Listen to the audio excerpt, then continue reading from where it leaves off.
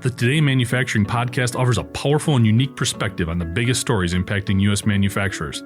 Anna Wells, David Manty, and Jeff Ranke apply their experience as editors of industry-leading brands Manufacturing.net and Industrial Equipment News in providing in-depth analysis of the latest headlines. Their insight, along with a mix of humor and human interest, makes Today in Manufacturing a go-to source.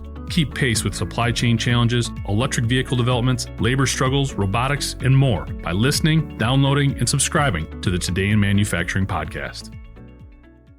A Toyota subsidiary will shut down its largest auto parts plant in the U.S. over concerns about a difficult path to sustainable profitability. Hino Motors Manufacturing USA opened the facility in Marion, Arkansas in 2006, making truck frames and axles for Hino commercial vehicles as well as for its Toyota parent. It is by far the U.S. division's largest operation, accounting for about 70% of its workforce in the country. In a notice posted on its website, Hino indicated that its board of directors elected to withdraw from the parts business at the suburban Memphis plant at a May 31st meeting. The facility, which employs some 1,300 workers, is scheduled to shut down by the end of 2027.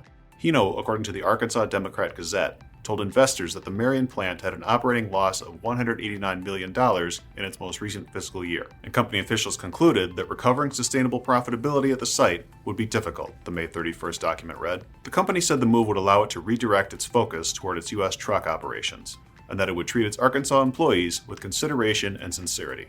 Hino operates a truck plant in West Virginia and an administrative headquarters in Detroit.